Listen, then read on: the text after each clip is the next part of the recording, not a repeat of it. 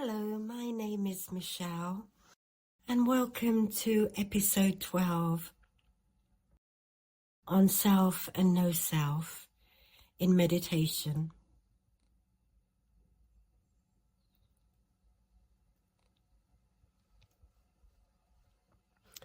So you may be able to hear that I have the flu, I have a cold, and so my voice is somewhat dull and strained.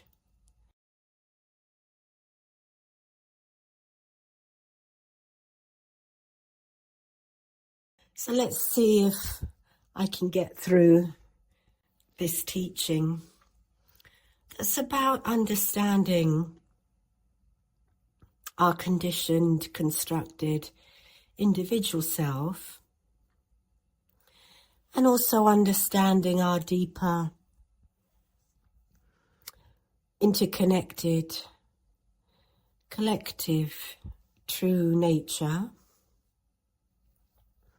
or called true self in Western psychology.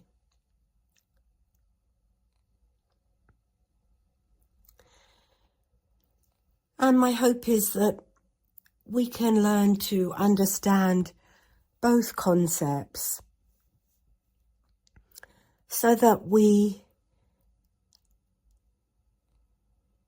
can be more able to both accept each and let go of each of them in a non-dualistic middle way.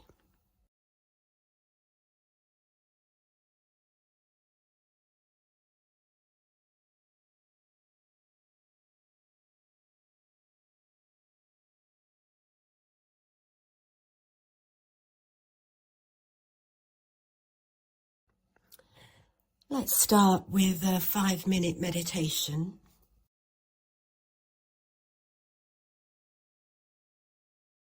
Finding a place to sit comfortably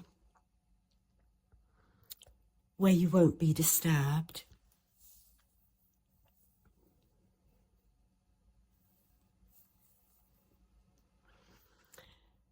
And becoming aware of your breathing.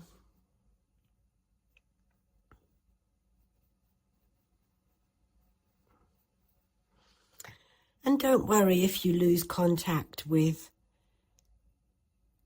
your awareness of your breathing, and instead get caught in thinking, because that's natural when one is beginning to meditate. And you need to learn how to relax and still your mind first. And then it will just become an automatic habit. So for now, allowing your physical stillness to relax and still your mind.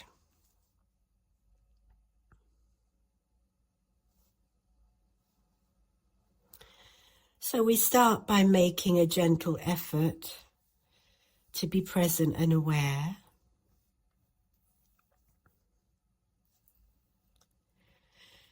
And as we relax, the mind naturally settles and becomes more still and clear.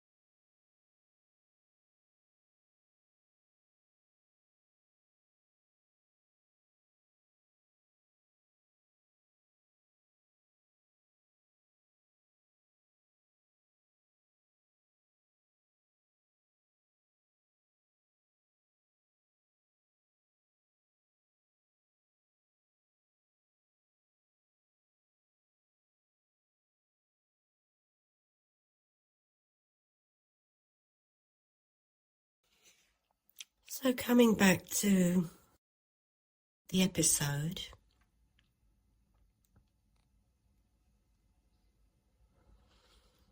feeling a bit more relaxed, present and aware.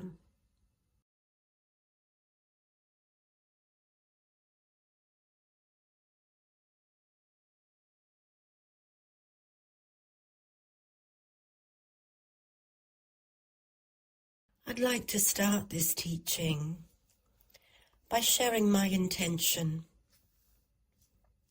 for this episode on self and no self in meditation.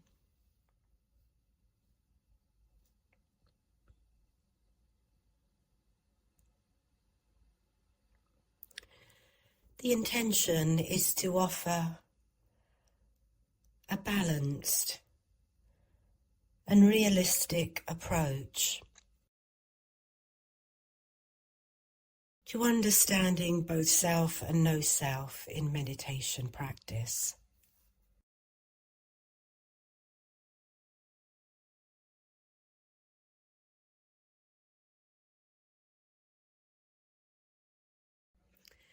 And my intention for the whole Nature of Meditation podcast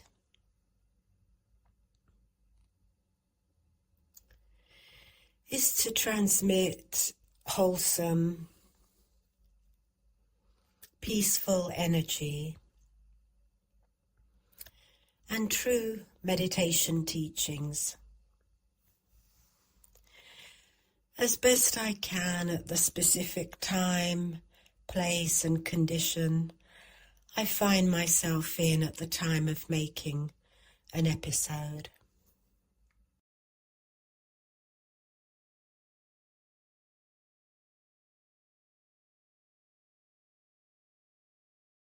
Just to add, I also receive meditation, mentoring and supervision from experienced Chan masters and Dharma teachers, and their guidance and support are invaluable in creating this podcast.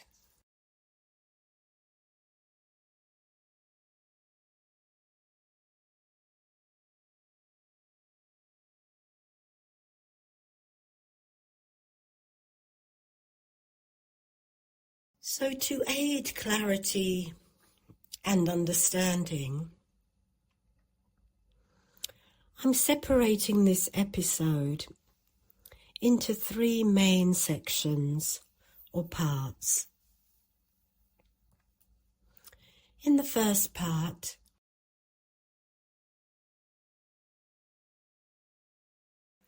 I'll present the widely accepted academic understanding of the individual self, the ego, I, me, mine, in Buddhist teachings.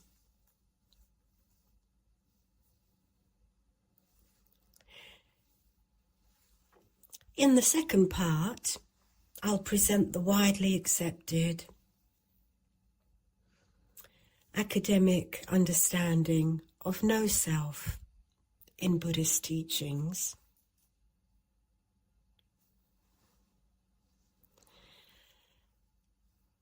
And in the third middle way,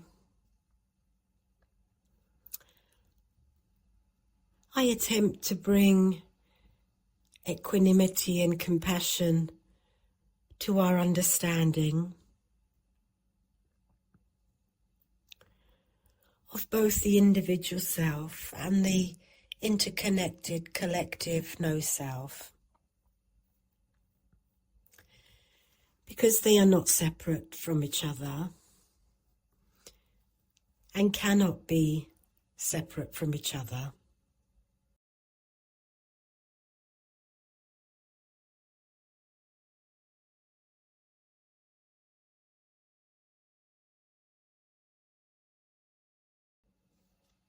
And separating the two understandings is a kind of adversarial, unkind act of division.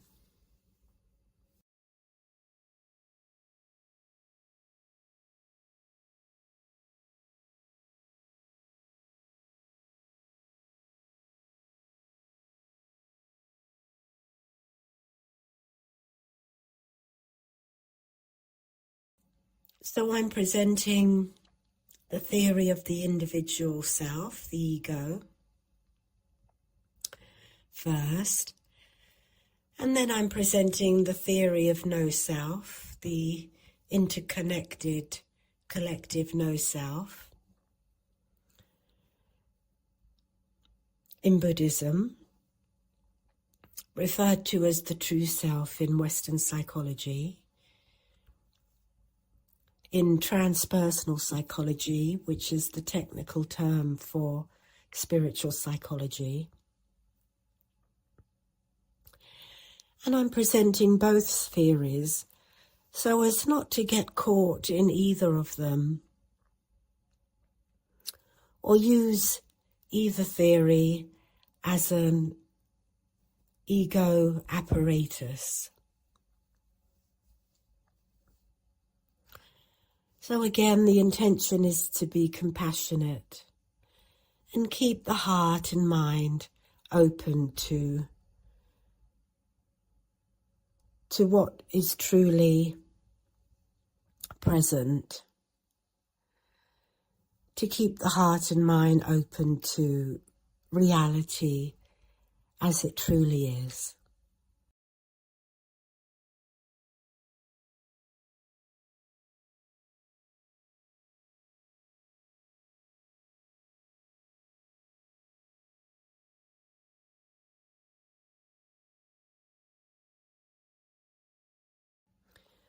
So not getting attached to any theory or ideology or dogma, because meditation doesn't require anything artificial to be constructed or in play.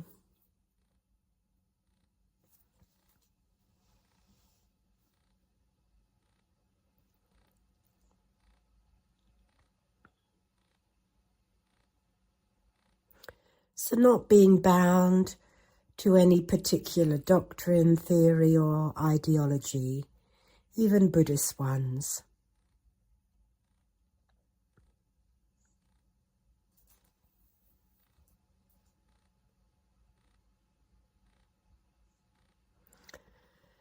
Being able to experience with openness and the insight of interbeing in order to transform dogmatism and violence in ourselves and in our way of thinking.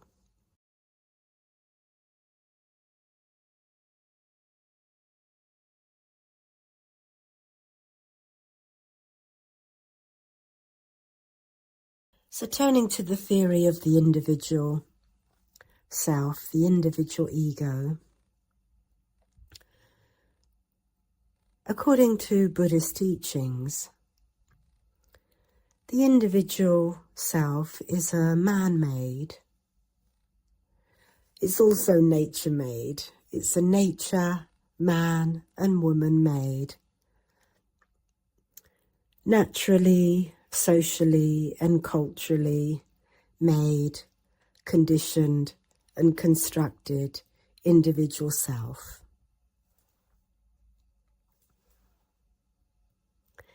And this individual self believes that it's a separate, fixed entity. We go through our life experiencing through the lens of this individual, separate, unique self.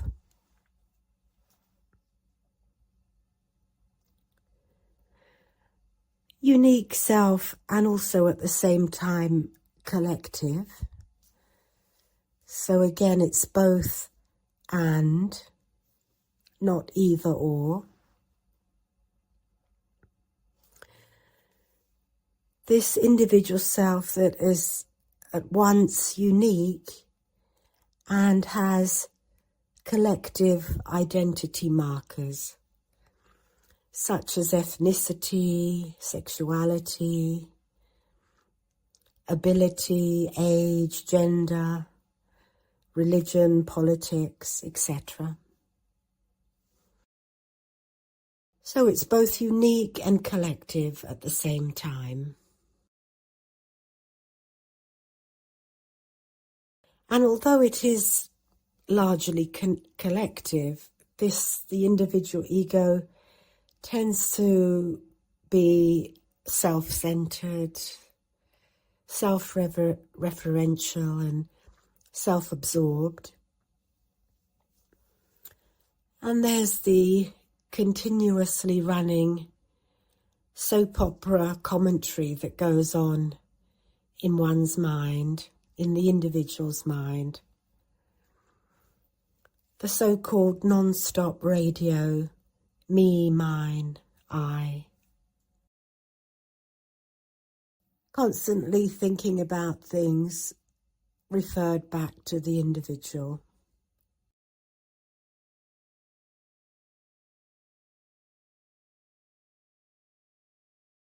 To a certain degree, it's natural and necessary to be continuously relating things back to oneself.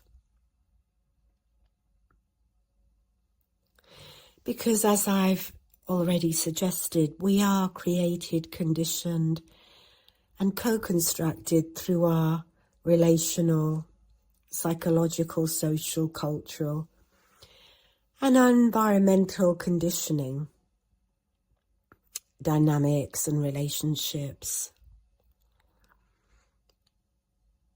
So our experience of others in the world does create us to a certain extent through images, patterns, norms, codes, scripts, theories, beliefs, and doctrines that flow through cultures, religions, politics, through hearts and minds, in society, in communities, continually co-creating and recreating themselves and other things.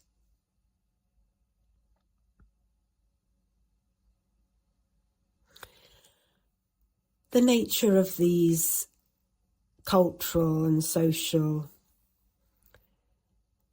and theoretical patterns or streams, also spiritual patterns, karmic patterns, ancestral patterns of collective consciousness.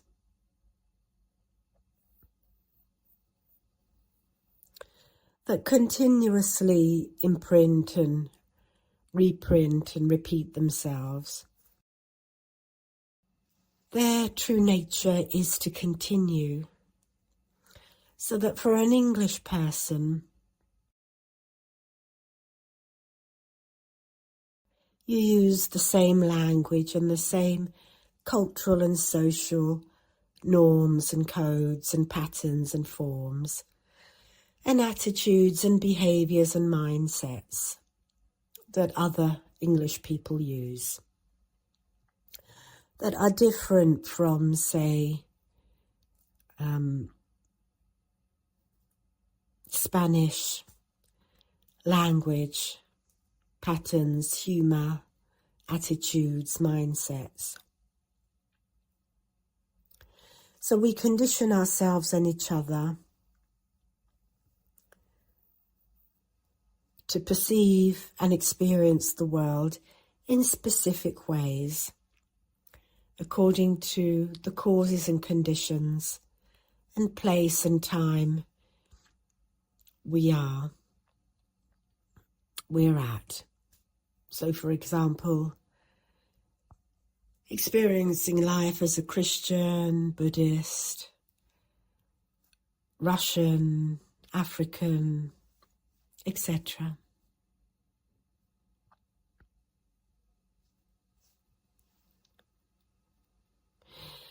So when our belief in our individual self becomes too rigid and becomes fixed, this can have a detrimental impact on our mental health. And it's for this reason that the individual separate self is seen as the root cause of suffering in Buddhism. This constant referring everything back to the individual self, the I, me, mine.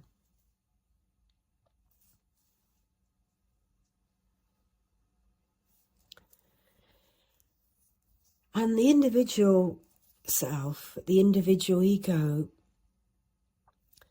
according to Buddhist theory, is not a separate, fixed, permanent and unchanging entity, but rather an ever-changing, highly conditioned entity, paradoxically ever continuing and ever changing.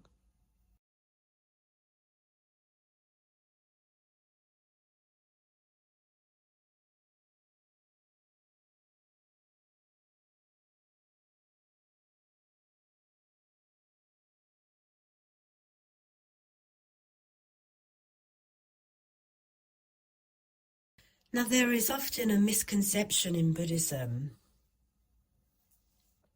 and in meditation teaching and practice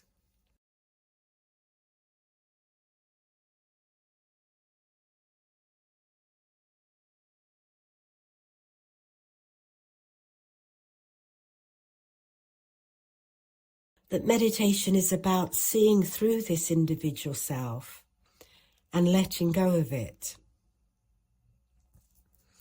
becoming less caught up in oneself and experiencing a more natural and holy self that is more open and connected.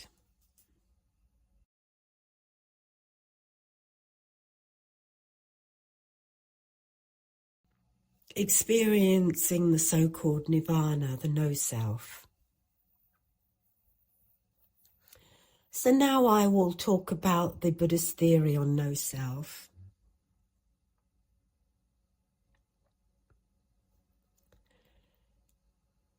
That is often privileged in the Buddhist community over and above the idea of the individual self.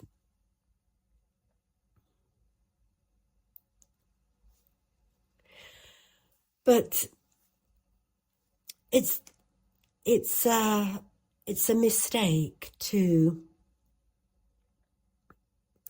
privilege the theory of no self over self, because those are both theories coming from the mind, the cognitive mind, not from nature.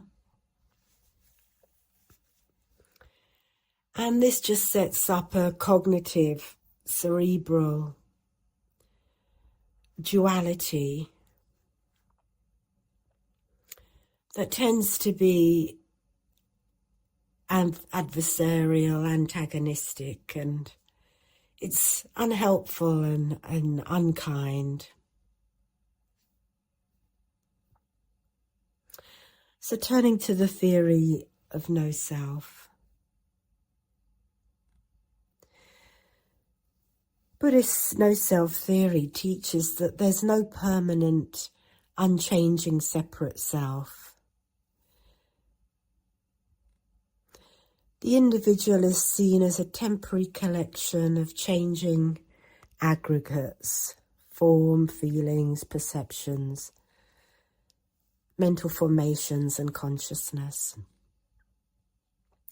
and highly dependent on and attached to generational, social, cultural, and environmental causes and conditions.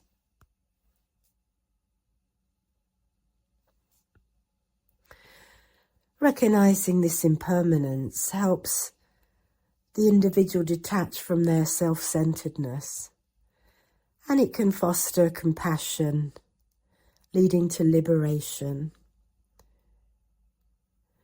through experiencing the collective interconnectedness of true reality.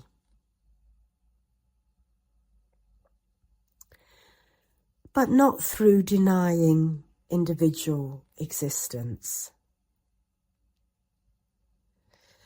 So yes, developing the capacity to be selfless and experience interbeing, experience interconnected oneness, that is true nature,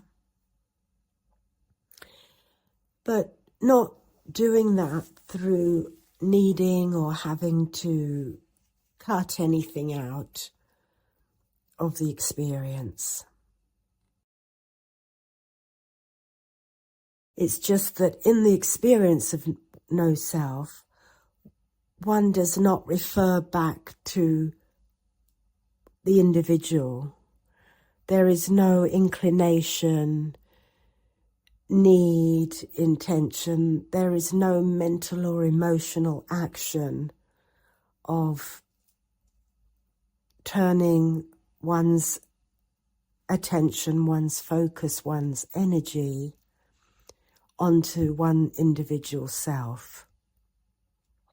That's not part of the experience of no self.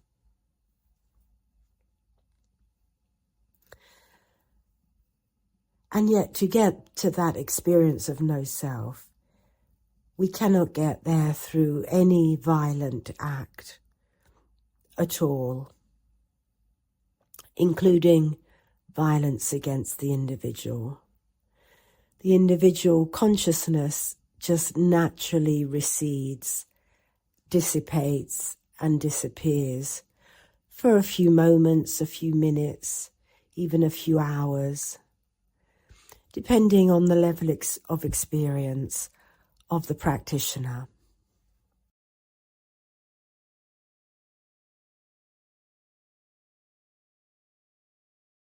So the theory of no self in Buddhism is based on the fact that the individual is made of other individuals, many others, mother, father, grandmother, grandfather, other ancestors, cultures, societies, elements, other causes and conditions.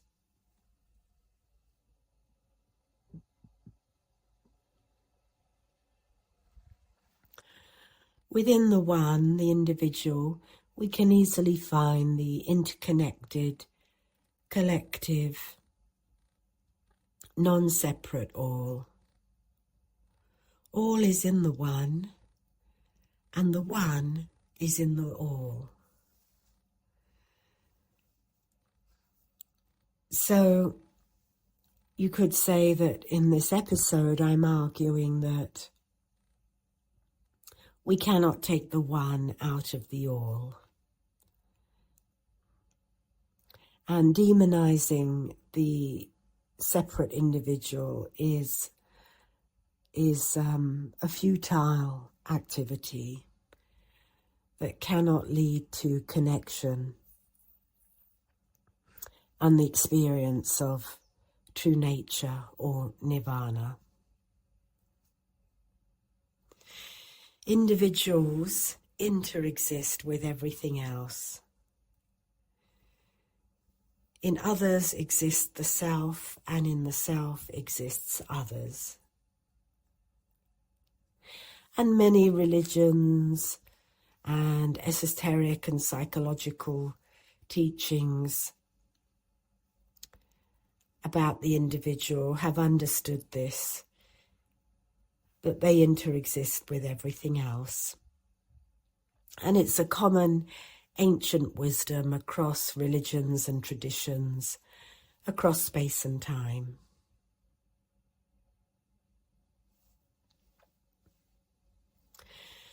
So Buddhist theory on no-self recognizes that we are inherently free of a separate individual self.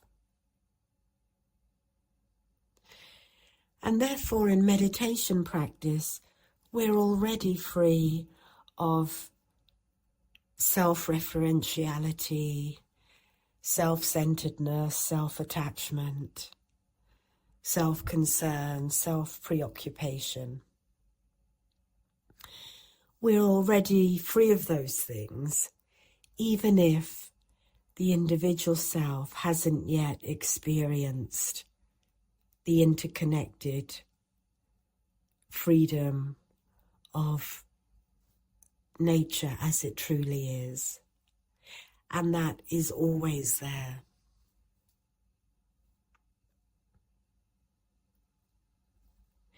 So now in this third section, I'd like to speak about the middle way.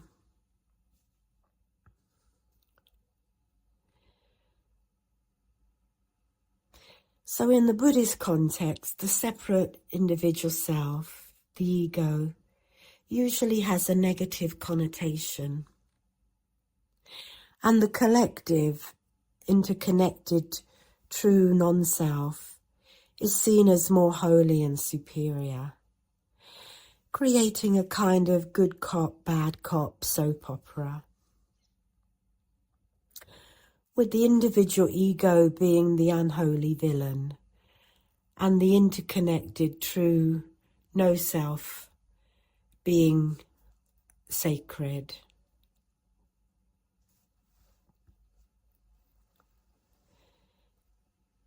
But Buddhist theory on no-self is not saying that originally we were connected with everything and there is no self. And then the ego comes along into being. It's not saying that.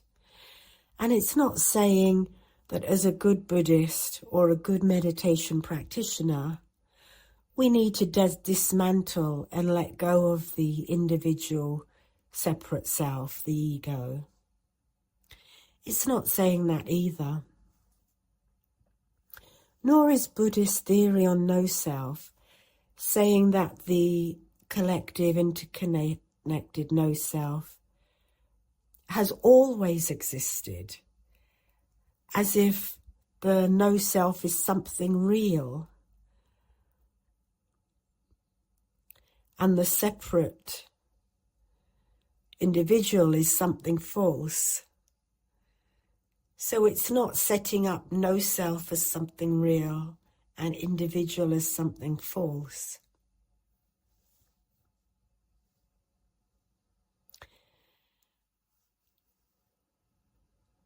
And it's not saying that we need to realize that the interconnected no-self doesn't exist as well as the individual. It's not saying absolutely nothing exists.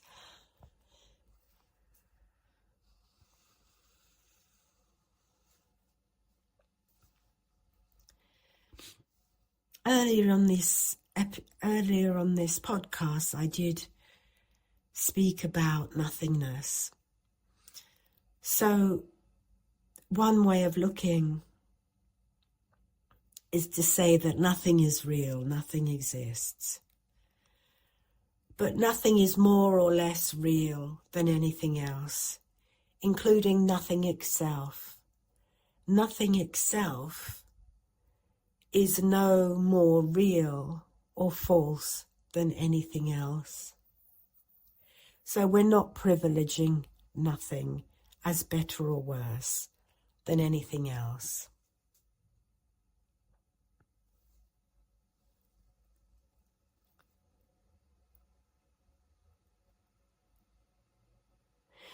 So the individual separate self and the interconnected no self, called true self in Western transpersonal psychology.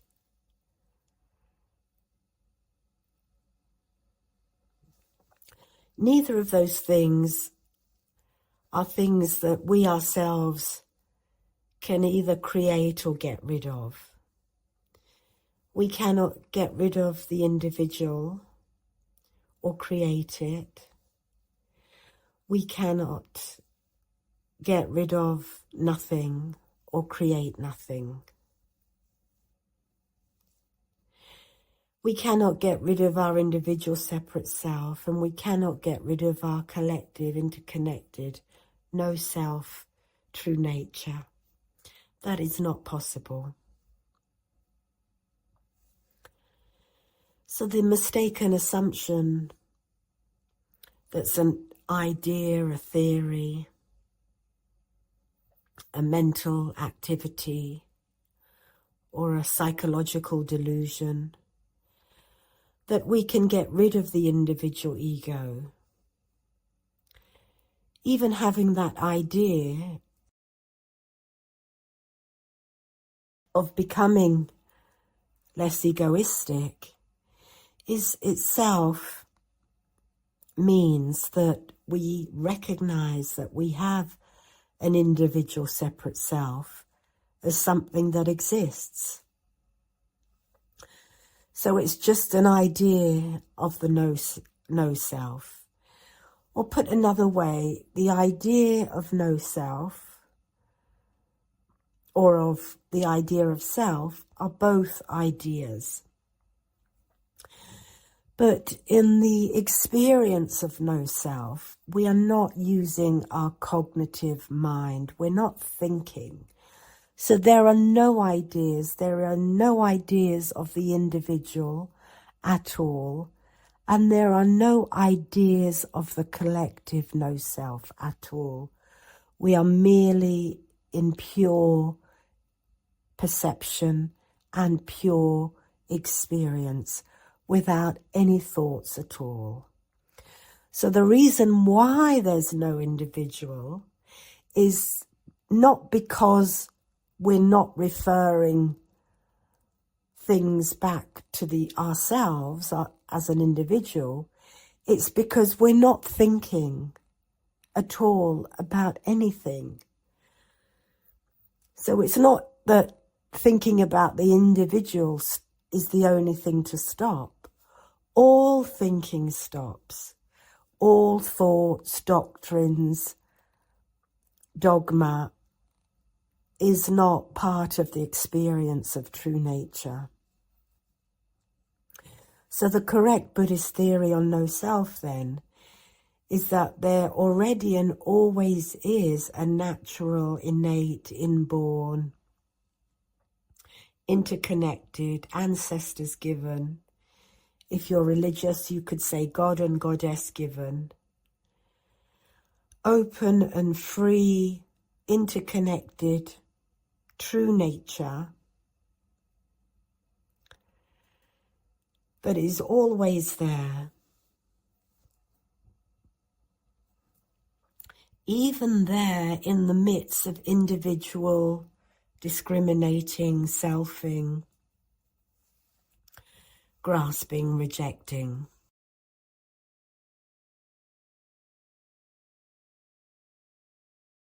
So our true nature is always there, as is argued in transpersonal psychology.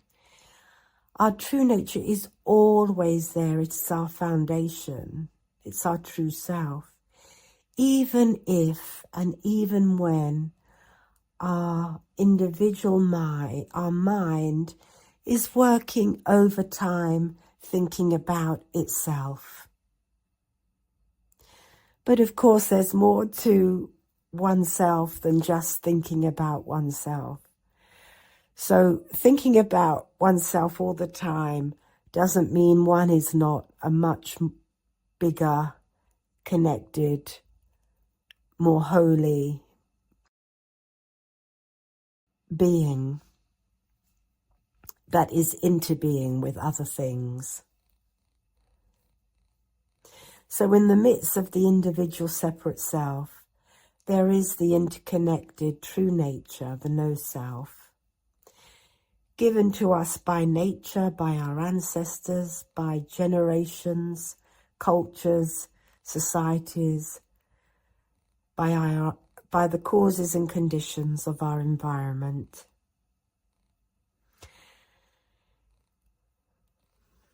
And in Western psychology, this is referred to as the true self. In Buddhism, it's referred to as no self. So my middle way approach then is that not only can we let go of the experience of the separate individual ego, that is, not only can we get over ourselves and stop thinking of ourselves, worrying about ourselves, concerning ourselves about ourselves, expending all our time and energy on ourselves, we can also get over and let go of the theory of no self.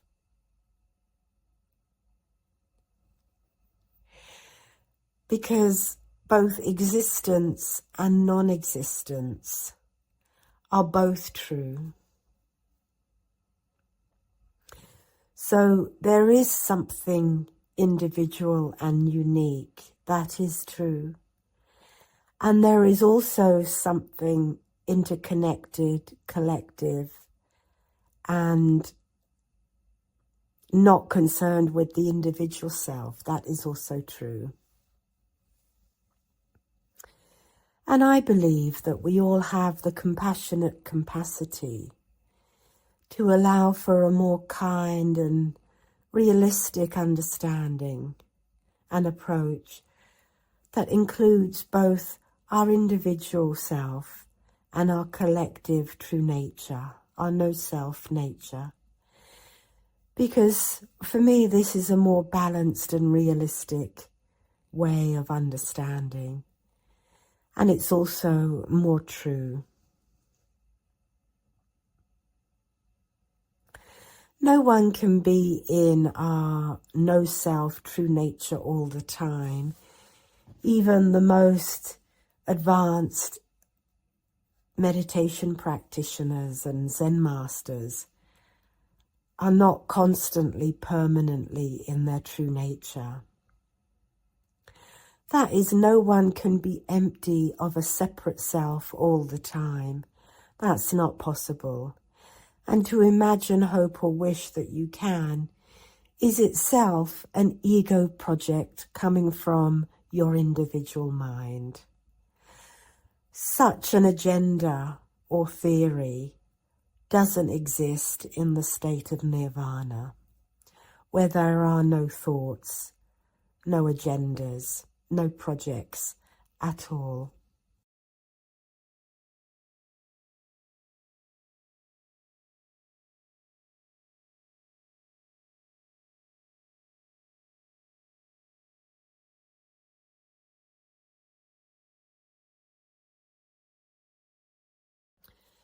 So let's draw to a close slowly, gradually, with some meditation.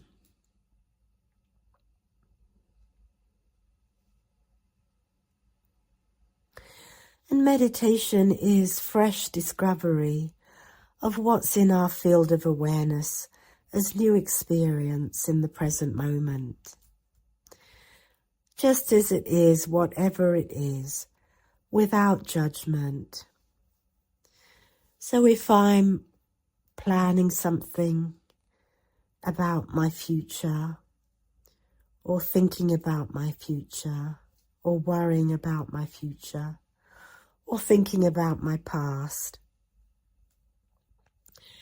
then at that moment I can consciously realize that's what I'm doing. And it's the active realization that matters here. It doesn't matter if I'm thinking, it matters to be honest about what's going on.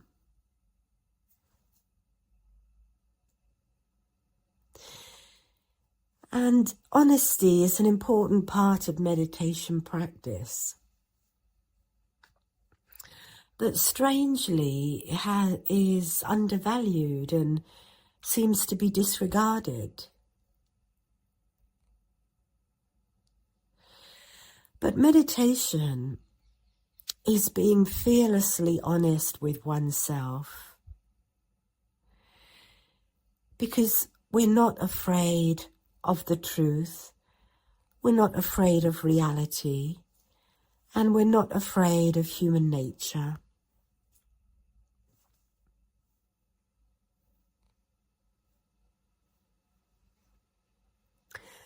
So meditation is both disrupting our alignment to individual self-identification activity, mental activity, and also disrupting our alignment to the idea or the concept or the theory of being free and empty and selfless.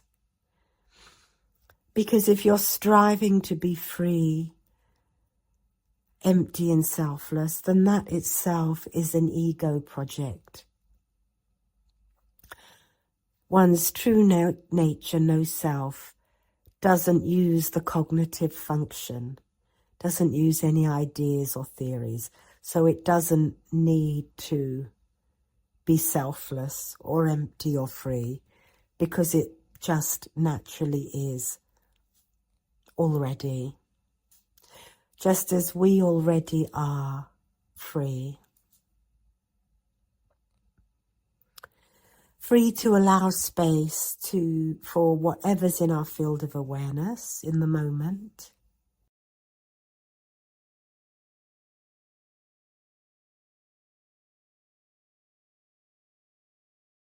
Free to experience our reality of no self, our reality of oneself. Free to experience the wave and the ocean.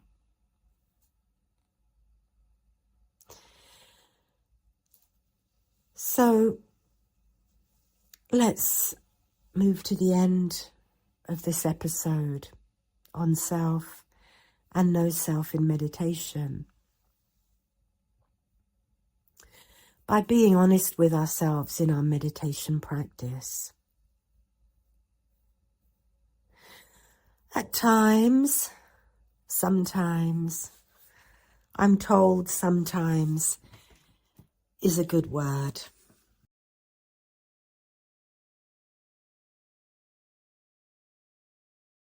Sometimes we may be experiencing our individual self. We may be caught in that domain, in that dimension. And sometimes we may be experiencing our open, interconnected, true nature that is no self. Not concerned with our individual self in those moments. Not concerned with our individual self, not because there is no self, but because we are free of it and it's interconnected with everything else. And we're not concerned with the individual or actively using the individual construct at all in moments of no self.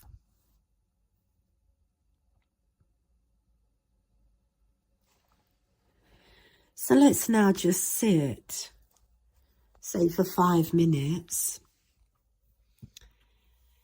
and the invitation is to be aware of what's in your field of awareness in the present moment.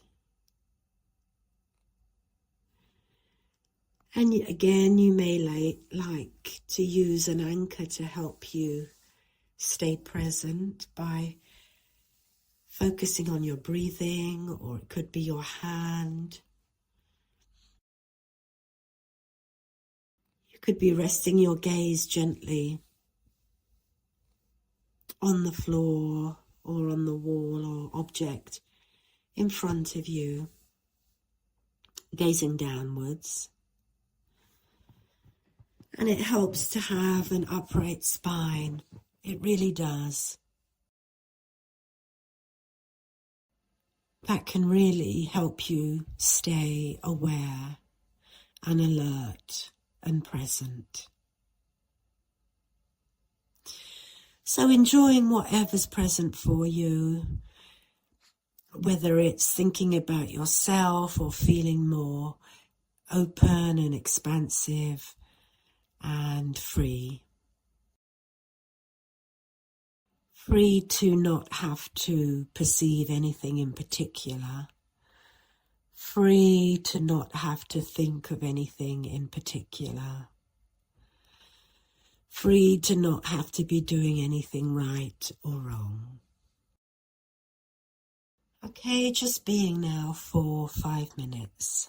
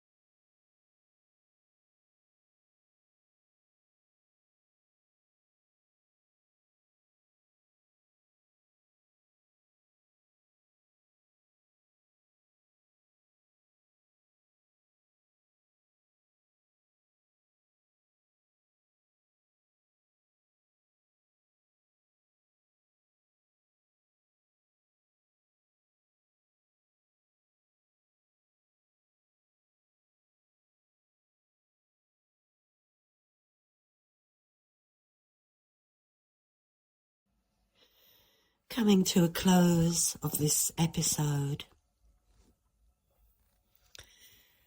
that I hope you can find some of it helpful in some way. Thank you for listening. And apologies for my very husky, subdued, strained voice. I enjoyed creating this episode for you and look forward to sharing more with you next month. Bye-bye.